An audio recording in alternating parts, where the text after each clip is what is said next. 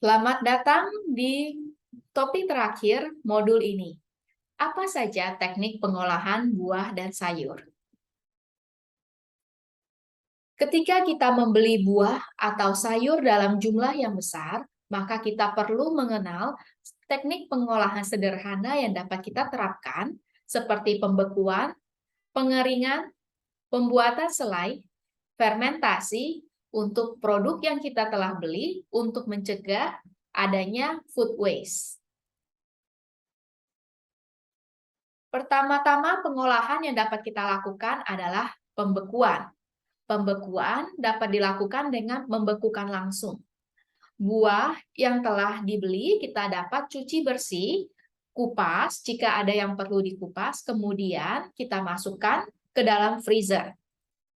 Setelah dimasukkan ke dalam freezer, ketika kita ingin mengkonsumsinya, buah dapat dipotong-potong dan di blender menjadi smoothies atau jus.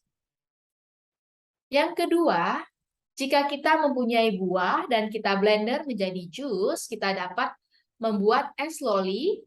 Kita dapat mencampurnya dengan susu dan membuat menjadi es loli. Kemudian yang ketiga adalah sayuran beku. Untuk pembuatan sayuran beku ini, sebelum sayuran dibekukan, perlu dilakukan blansir.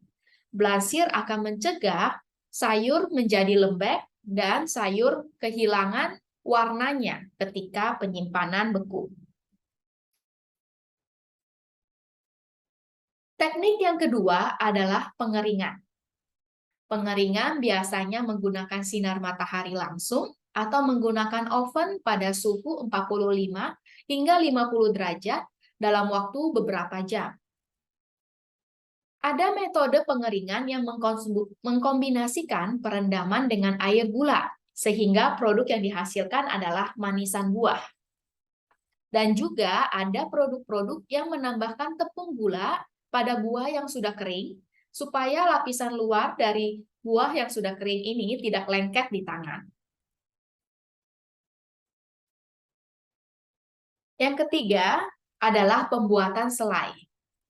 Selai dibuat dengan penambahan gula, asam, dan pektin pada sari buah produk, biasanya adalah buah yang kita blender, kemudian dimasak semuanya hingga mengental. Yang keempat adalah fermentasi. Metode fermentasi adalah metode yang tradisional dan dapat diterapkan juga di rumah. Contoh produknya adalah kimchi atau sayur asin untuk produk sayur-sayuran yang berbentuk daun. Kemudian kita juga bisa membuatnya menjadi acar untuk mentimun, cabai, wortel. Kemudian kita juga bisa membuatnya menjadi cuka buah atau kombucha dengan cara produk di blender terlebih dahulu.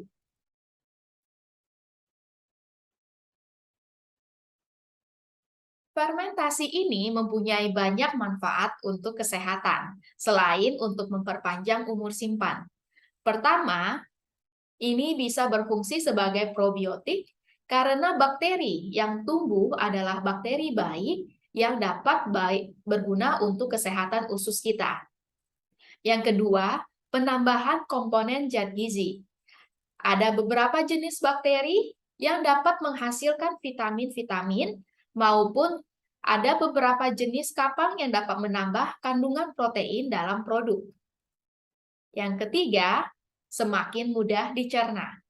Dikarenakan ada fermentasi, aktivitas mikroorganisme dapat memecah protein, karbohidrat, menjadi komponen-komponen yang lebih sederhana sehingga makin mudah untuk dicerna oleh usus. Yang keempat adalah penurunan komponen anti-nutrisi. Komponen seperti fitat akan rusak selama fermentasi, sehingga komponen anti-nutrisinya menjadi berkurang. Dan yang terakhir, penambahan komponen bioaktif.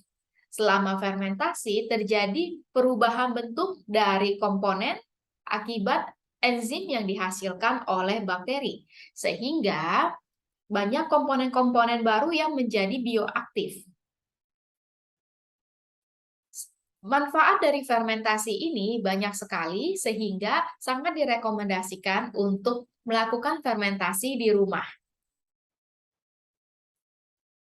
Demikian topik dari ini dan modul ini juga.